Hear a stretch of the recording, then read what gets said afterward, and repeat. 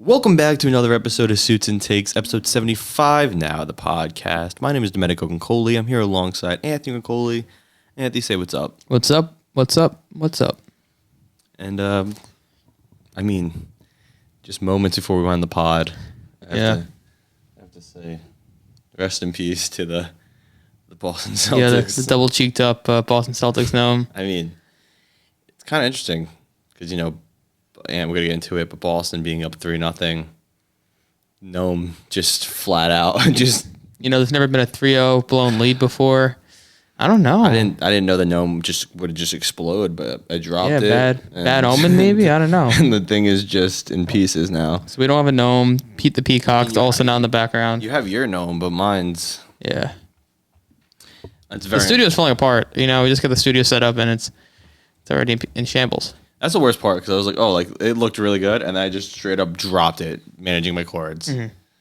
So it's like the most disappointing thing in the world, and it's kind of harder if you just listen to the pod, but those that have been watching just know how different the setup feels now with not only the broken Gnome, just without Peter the Peacock. I know he is here, just in spirit. Just yeah. Oh, I should just take the label off my water, right? Yeah, take the label off the water. We don't give shout outs for free. And you can introduce the pod. Yeah, I'm on it's a pretty bad couple days for me. We're gonna get into it, but the Brooklyn Nets drop another, as Domenico mentioned, 3-0 deficit. It's not looking good for them. Another transfer out of St. Peter's today was announced. It's kind of unfortunate. 2 big players in our March Madness run are gone. 3 if you include the coach. So now we have, everything that made the school kind of interesting this March. Not really there anymore. Very unfortunate. It is.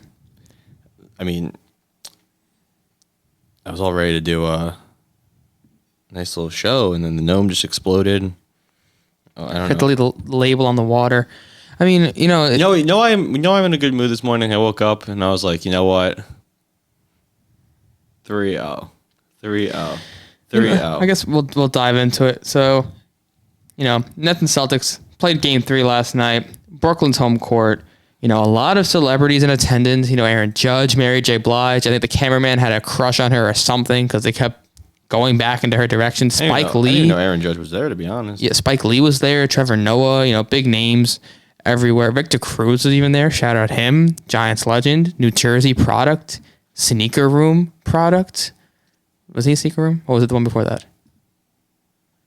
Anyway, but it was, I kind of was a little bit more optimistic. I was thinking, okay, Durant, Kyrie not Kyrie, but Durant had 2 bad games in a row. Kyrie had a bad previous game. It's kind of, unheard of to see 3 poor games in a row played with them. We're on the home court. I know the Nets home court isn't necessarily the greatest in the world, but the advantage was that it wasn't Boston, and somehow the Nets probably played the worst game of the 3 they played so far, because I don't think they had a lead at any point during that game or even made it close. And the only kind of glimmer of hope that the Nets had was in the fourth quarter, was when Blake Griffin finally came into a game for the first time since April 2nd, 3 weeks. And before that, I think he hasn't played significant minutes since March. He comes in, hits 2 big threes, plays the most hustle of anyone on the team outside of Bruce Brown that we've seen. Mm-hmm. And, the dynamic changed. You thought the Nets kind of had a shot, even though they kind of sucked the entire game. And, it wasn't enough. He did get gassed because, he wasn't playing significant minutes for 2 months. And the Nets drop another one. Now it's down 3-0. It's a very bad hole, very bad situation for the Nets. Kevin Durant had another awful game. And, I just don't know where you go from here. Ben Simmons was officially ruled out for Game 4. I don't know if it's because of his quote-unquote health or the situation. Like you mentioned, 3-0, do you bring a guy in who's coming off a quote-unquote significant injury? He doesn't want to be the first guy to get bounced from 2 playoff series and back-to-back games. Exactly. So it's just to break it down. I think it's a number of issues that are, that the Nets are facing right now. Mm-hmm. I think number one is I think the culture changed significantly. And there was a post I sent you today. Like maybe we can talk about worst decisions made by your franchise, your favorite basketball team. I have to go back to hiring Steve Nash. I think Steve Nash was such an awful hire. You're like the worst decision of all time. I mean, do you? I think here it is, right? I think the Brooklyn Nets Boston Celtics trade with Paul Pierce and Kevin Garnett, in retrospect, was one of the worst trades of all time. But at the time, people didn't think it was that bad. I would agree.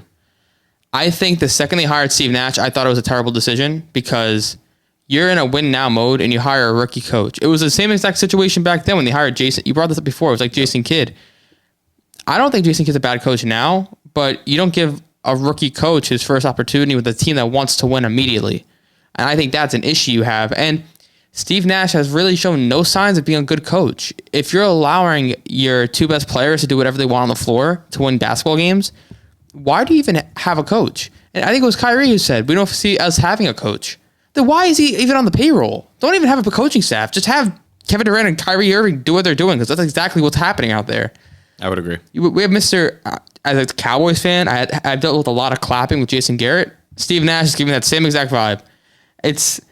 You just see ISO ball after ISO ball being played, and then when you have a double team thrown on Kevin Durant, he doesn't know how to pass the ball. Every pass he tried yesterday was a turnover. The Boston Celtics, honestly, did not look tremendous yesterday. They were a very beatable team. If the Nets had competent coaching, if the Nets had the coaching Boston had, I think the series would look a lot differently than what we've seen. And it's unfortunate that they don't.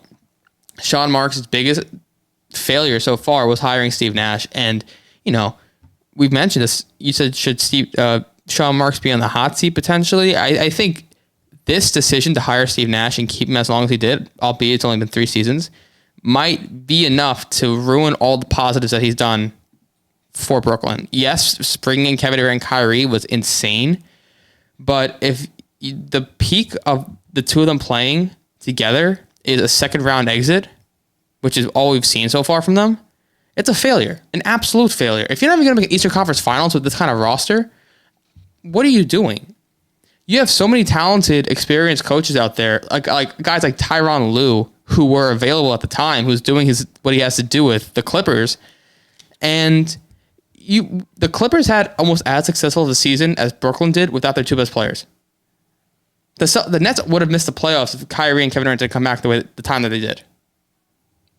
Yeah, I mean, as if you're a Nets fan, it's obvious why you're upset this season. I mean, if you get swept here, you're going to be a joke again.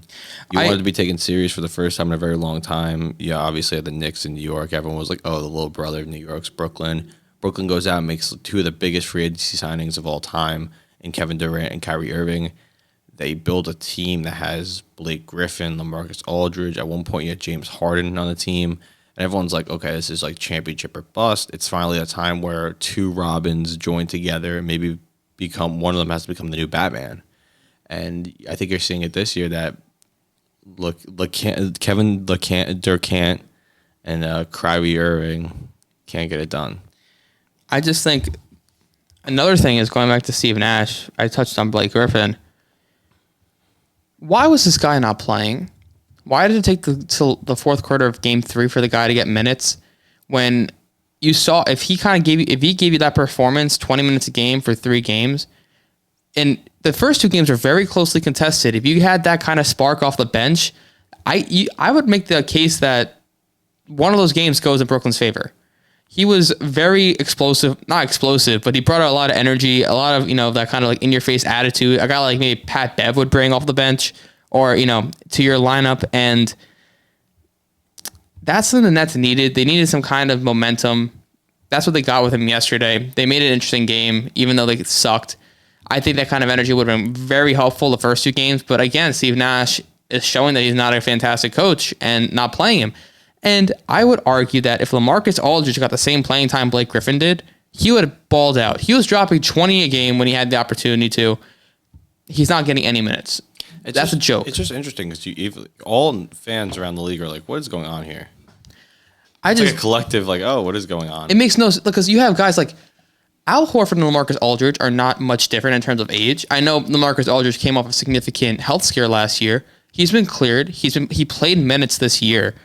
if you're so scared about him coming down into crunch time playing even more minutes, put him on a minutes restriction. Just having him out there as an able body would make a huge difference. And, the Nets have been playing very small lineups against a team that's much bigger than they are. I mean, when your starting guard is Marcus Smart and he's pretty much the only guard on the floor, that's terrible for Brooklyn. You have Jaylen Brown, who's pretty much a wing playing 2. You have Jason Tatum, who's a big-bodied wing, and then you have Robert Williams, who came back, Al Horford. It just makes no sense when you had 4 guards on the floor at one point last night, and Kevin Durant playing center. I already had this conversation yet. The Nets have no depth at all outside of Kevin Durant when it comes to the forward position. Well, we just saw yesterday they do have depth if they tapped into who's on the roster. I mean, Blake Griffin gave you valuable minutes yesterday. LaMarcus Aldridge would give valuable minutes if he played. Nets fans everywhere are like, why is LaMarcus Aldridge not starting on this roster? And Andre Drummond did nothing for the team yesterday. It's kind of like you traded James Harden for Seth Curry at the end of the day. Honestly. No, it's not honestly. That's what you did. No, I'm thinking honestly, yeah. Ben Simmons didn't play a game, and it was a severe downgrade. And I said this when they made the trade.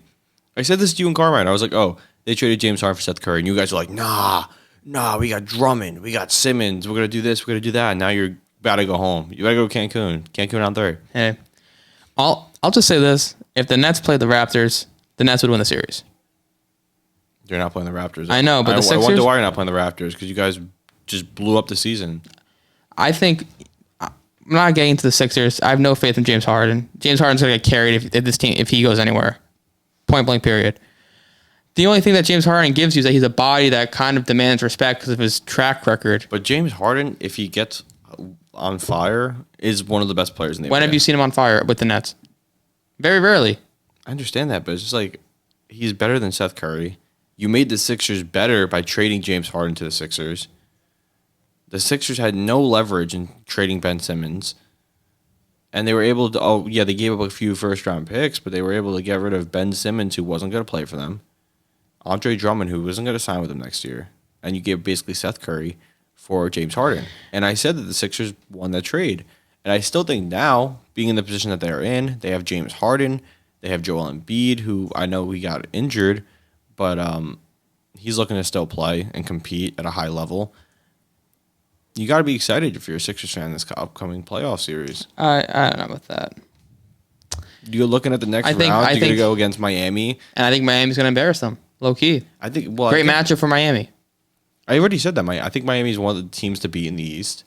I think that, you could even consider Boston. I didn't think Boston was going to be this good going into the playoffs, but obviously their defense is the real deal. I think that we spoke about the Chicago-Milwaukee series a little bit, but I think we could talk about it a little bit again because they're on the brink of elimination now, down 3-1. I thought with Chris Middleton out, the Bucks were going to struggle a little bit, but they haven't really missed a beat. Giannis has been going MVP crazy, and the supporting cast has kind of been kicking up. I know Grayson Allen had a really big game today, and it's just amazing because now you're going to have a team like Milwaukee go up against Boston next round. Milwaukee that's going to heavily lean on Giannis, and a Boston Celtics team that's really going to switch on defense, make Giannis give it the ball. We saw what happened with KD. I'm sure they can do something similar when Giannis, as soon as he gets the ball and starts making his drive towards the basket. And if they could do that, I think this Boston Celtics team can go far. But I also think Miami, on the other side of the Eastern Conference bracket, is also just too good defensively. I think next round will be interesting because if Boston can... I think Boston's win the series. I think it's kind of, No, it's a done deal. Boston won. Yeah. It's 3-0. Kyrie already gave up on the season. Yeah. I think if it's going to be interesting to see if Boston can hold Giannis the way they're holding KD and Kyrie, because if they can, do Kyrie and KD get a little bit more slack? Is there more respect given to Boston? It would depend how far the Boston Celtics go. If the Boston Celtics go to the Eastern Conference Finals or potentially make the NBA Finals, then it's like, you got beat by one of the best teams in the East. Mm-hmm. If Boston goes against Milwaukee next round and Milwaukee straight up smokes them, everyone would just say, look at the Nets. They were just that bad. And it's very, very interesting what's going to happen with this next series. Yeah. Because obviously Milwaukee's up 3-1. Milwaukee's going to win the series. I thought Chicago had a real solid chance, and they kind of just folded. I mean, Chris Middleton got hurt, and I thought the door was wide open for them to make a change. Yeah, that was here. their I thought opportunity. the tide was really turning, but I guess I was very wrong. Miami leads the Atlanta Hawks series 2-1. I had Miami going far, but the series is not over. It isn't. And Trey had a good game. He was getting a little cold, but he finished the game very strongly. He gave him the go-ahead basket. So they're going to play tonight, Yeah. and honestly, if Atlanta picks up a dub here and ties the series, we're looking at a whole new ball game. Yep. But as of right now, I have Miami winning that series. Again, Philadelphia, Toronto's able to scrap a win. Yeah. Scotty Barnes, the Rookie of the Year. Hey, Shout out. what have I been saying? He plays, they get a win. Shout out Scotty Barnes. But again, they're up 3-1. I have Philadelphia winning. So I think you're going to have a real opportunity for 1, 2, 3, and 4 at all events in the next round in the Eastern Conference. And that's where it's really going to pop off because you got a Miami against Philly, Boston against Milwaukee, and it's like, all right, let's ride. Yeah. Like the playoffs have been pretty good so far, but I think next round, especially in the Eastern Conference, it's going to be Electric. really, really good basketball. The Western Conference, obviously, you have Phoenix, sorry. They're up 2-1 against the Pelicans. They will also play tonight, and it's just like Big game for New Orleans. And it's a another big game. It's a another big game for without- both sides. Another game without Booker. Yeah. So, I mean, a 3-1 compared to a 2-2 is huge. yes, 100%. So, again, it's going to be kind of like an Atlanta series where if Atlanta wins, it's a whole new ball game. But if Phoenix wins, obviously, 3-1, it's almost a done deal. Yeah. So, I still have Phoenix winning that series 100%. One series I want to actually note is the Dallas Mavericks Utah Jazz series. 2-2. Very interesting. Luka Doncic is back, but Rudy Gobert, maybe that guy. Yeah, I mean, he talked to his dirt because a lot of people are giving him, a lot of flack. So, I mean, good for them. I mean, but the thing is, too, I think they're kind of doing what they're supposed to do. So I don't think they should be getting too excited. This is a lot of basketball left. I think these guys are getting excited over one playoff game. I think Utah is going to win the series still. I just think they're a better roster. I look at Dallas Mavericks. They have a bunch of solid role players. And that's it. And Luka Doncic. I mean, can't you make the same argument about Utah? I don't know. Because they have Donovan Mitchell, sorry. Mm-hmm. They have Rudy Gobert, who's one of the best defensive players in the league. They have other pieces around. Mike Conley's still on the team. Bogdanovich is still on the team.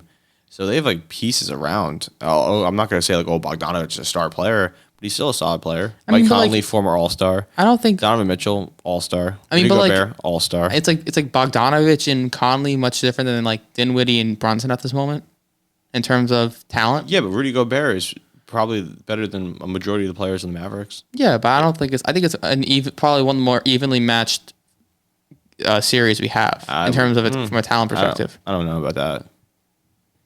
I would disagree with that. I think Utah's a much better team. I don't think Utah's that talented. I think Donovan Mitchell's great, and I think outside of that, it's okay.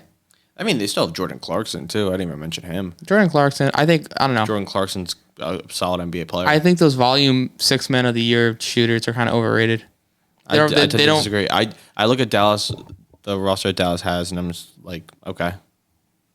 I know Jalen Brunson's nice, Spencer Dinwiddie's nice, but it's outside of that. I mean, so we mentioned not last pod, but a few pods ago, if Utah were to lose this series, Yep.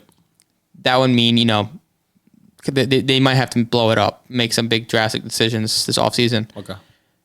Would Dallas kind of have to do the same thing in the sense where, you have Luka Doncic? Will the narrative start forming that you can't put a championship team around Doncic because they made the big move for Kristaps, it didn't really work. You trade Kristaps, you get Dinwiddie, you get Davis Bertans. Are you comparing? Wait, I'm confused. Why? You're saying that the Kristaps Porzingis trade was a big move for the Mavericks To acquire him. I understand that, but when you say it didn't work out, so you got Spencer Dinwiddie. No, but I'm saying you trade him out, you try to get pieces to fit around. But it wasn't. Doncic. It hasn't been really the opportunity for Luka Doncic to have a big time player next to him. I wouldn't say Kristaps Porzingis, you made the trade, it was supposed to be a big time move, it didn't work out. But then you brought in Spencer Dinwiddie, it's Spencer Dinwiddie was one of the worst players statistically in the NBA before they acquired him. So I wouldn't necessarily say it's proven that they can't build a team around Luka Doncic. I don't know if they tried enough to build a team around Luka Doncic. And yeah, but it's they're the 4 seed right now with the roster that they have. Yeah. If they added a second star, I think there's a real opportunity for them to push in the West. I guess the question is, why haven't they tried harder to get a second star for him? I don't have that answer. And like, will that narrative start? Would it be like almost a Zion situation where it's like Zion wants out? Well, anytime there's going to be a talks, like look at Giannis before he won the finals, the years leading up to his big run, people are like, oh, Giannis might want out. And then he signed that contract, he won the ring, and everyone's like, oh, Giannis will never leave. I just think you look at the Dallas Mavericks, you look at Luka Doncic, obviously, if they don't win, it's always going to be like, oh, Luka might want out.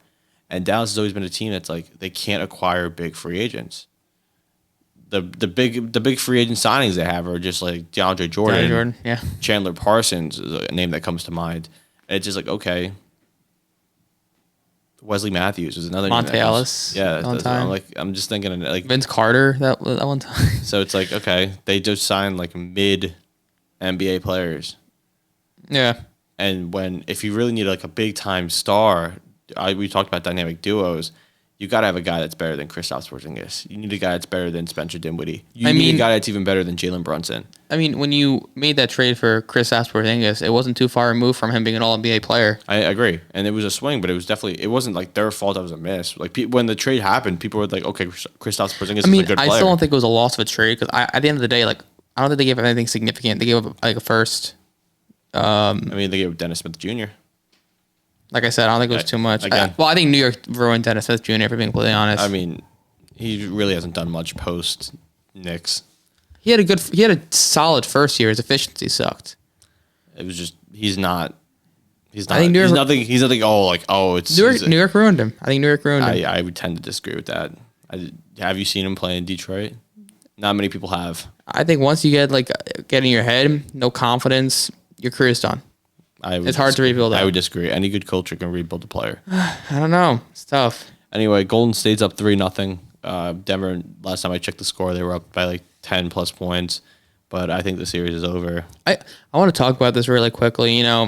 People are, Joker is pretty much winning MVP.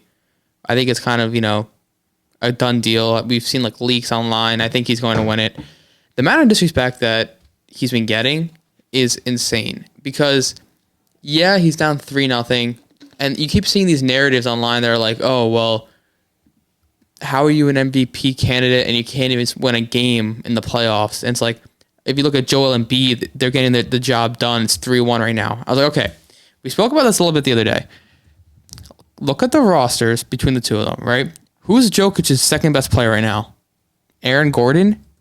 Who's the second and third best player on Philadelphia right now? Tyrese Maxey and James Harden, a former MVP winner. Who I'm not saying he's good. I still think he's washed, but I think he's still better than Aaron Gordon as a second option on your team.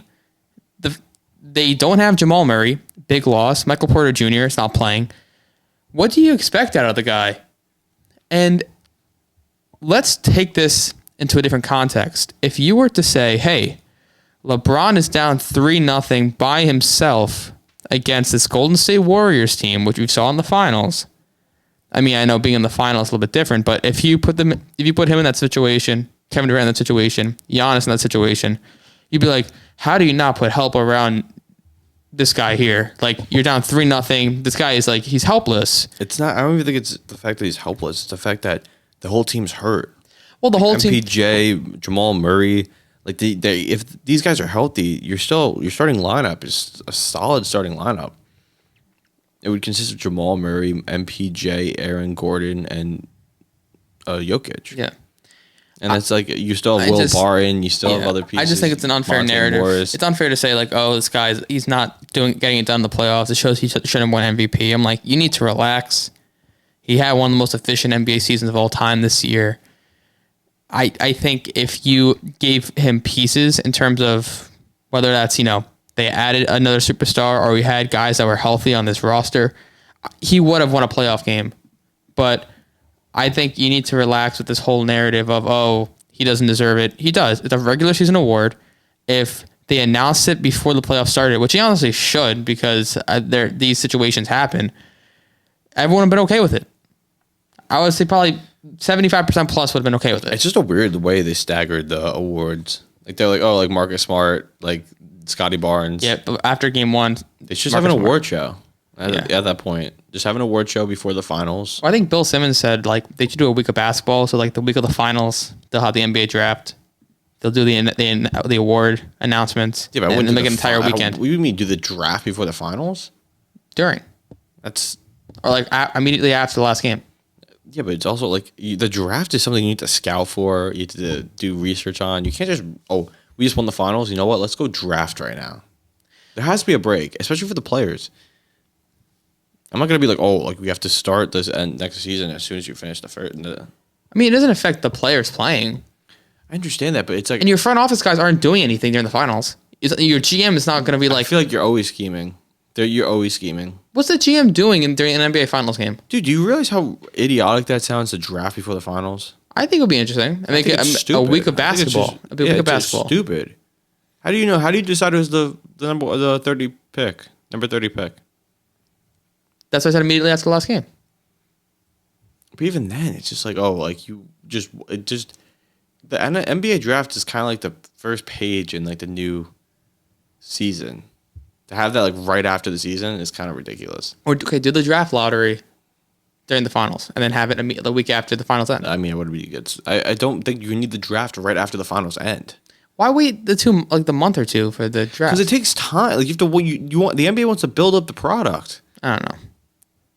It makes no sense for the NBA to be like, let's do a draft where we can build up and make like shows and money and mock drafts. And, we're gonna have it right during our biggest event of the year, the NBA Finals. The NBA, it's all about money. That would be a stupid money making decision. I don't know. Anyway, the Warriors are winning this series. Yeah, NBA. And you don't know what you're talking about when it comes to the NBA draft. Next game, and then the last game, honestly, out of the 8 series, Memphis, Minnesota. Yeah, Minnesota stole a game last night. I mean, honestly, I didn't watch last night. I almost gave up on basketball last night after the Nets game, so I didn't catch that. But yeah, Minnesota's making it a series. Like I said it before, they're getting very hot at the right time. Shout out Cody. As the animals go crazy. Yeah, as the animals go crazy. We actually have Timberwolves in the house to support. A-Rod, big fan. But I think I appreciate that. Yeah, I think it is interesting how hot they've been getting. And, they could be a scary team this first round. I've seen people say, like, Ja has a lot to prove because he was in the MVP conversations. And I'm like, yes and no. I think many people, like, yes, they're the number 2 seed, but they're still very young. I think many people kind of had the expectation of them, kind of not going anywhere because of how young they are. It's interesting because both sides are pretty young when you look at it. Anthony Edwards, he's putting in a lot of minutes. Yeah, but I think 20 years Cat's old. been around. Cat had his revenge game last night. I mean, Cat's been around, but this is kind of like the first time. Cat's always shown signs that he could be like a great player, but he's always known as like some soft dude. You know, the memes of like DeMarcus Cousins just backing him down, and like the faces that Karl-Anthony Towns makes when he's on defense. But I mean, a lot of people had Minnesota being competitive in this series. You look at it. Yeah. This is probably one of the best series of the whole bracket. And honestly, maybe I'll take back what I said before about the Dallas-Utah being. I think this is probably most evenly matched in terms of talent. That's what I was gonna say, but then I was like, I still think Memphis is a better team. Well, because Ja is the best guy on the court. And you also have Ja, you have like Jaren Jackson, Brandon Clark. I mean, Jaren Jackson and Cat aren't like. Desmond Bain hasn't been balling out. Yeah, but then you like on the other side, Minnesota, you have like Anthony Edwards is like really showing up to be like a star. D'Lo's solid. And like Cat's just being an animal. Torian Prince somehow getting minutes still in the NBA. Salty Nets fan. He was solid in Atlanta. Anyway, but I think it is interesting to see. I had a point I was going to make completely. I had a lot of points I was going to make until tragedy struck. Still can't get over the gnome. Didn't even last like a week in the stew. Just straight up. I mean, at least like this head's intact, so you can just kind of throw the. Is there any chance of sacrifice? Oh, can either come back together? Anyway, it's. I don't think so. Let's stop the gnome talk for now. But so who do you have winning the series?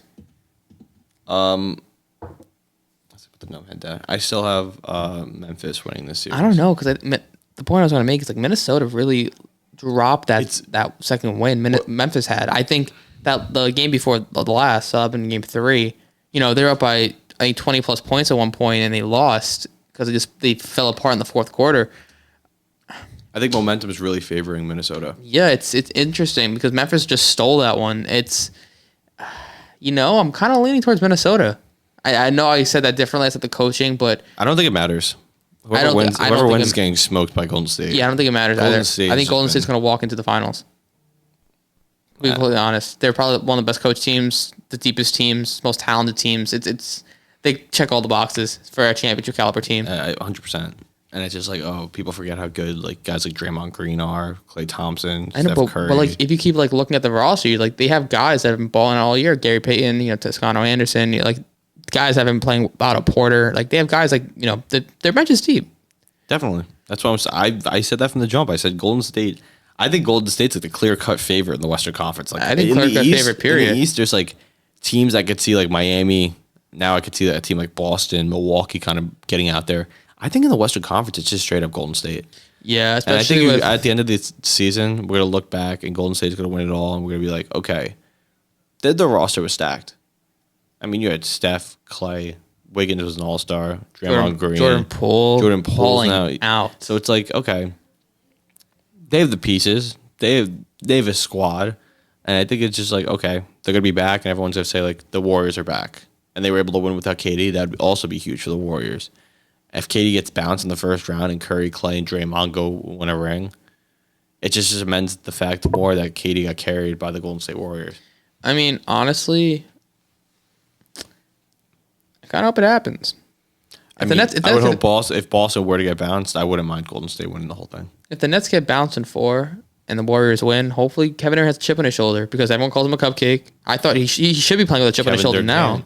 He should be playing with a chip on his shoulder now. I don't know why he does. He gave up. Yeah, I mean, I'm done with my rant on Brooklyn. I'll keep going into it, but I mean, it's over, man. Yeah, I'm in complete shock.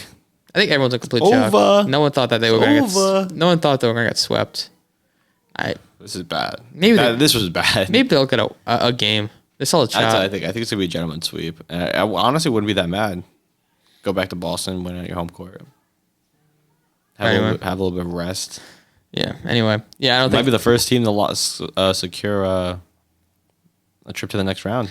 I think Golden State's going to be, clear cut favorite to win everything, no matter who they face, even in the finals. I think they have everything. I think they have it on lock.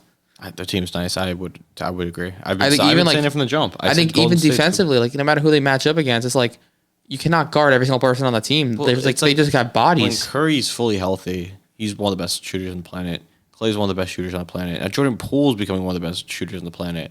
And it's just like, okay, you can't stop all three. Yeah.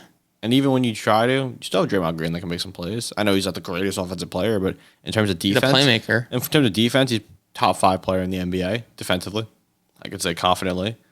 And when he's playing at his peak in playoff form, watch out. And Wiggins gets you some minutes. Wiggins, Kuminga, Iggy, like they're not Chioza. Cheese, the boy.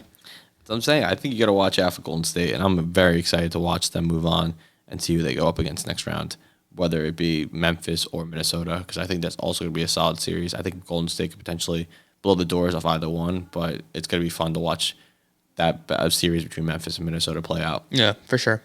But I think that's all I have to say in terms of playoffs. Yeah, I mean, pretty much. The NBA playoffs have kind of been rolling around.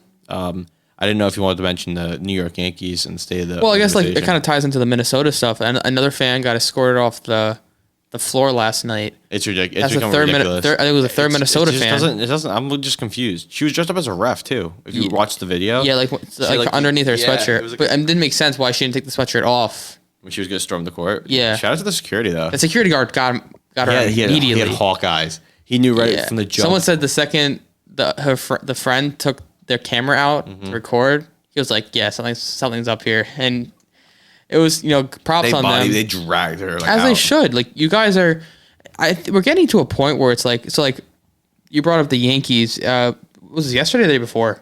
I think it was yesterday. The Yankees walk-off hit. Their outfielder Miles Straw. I think his name. I believe so. Yeah, it was Straw.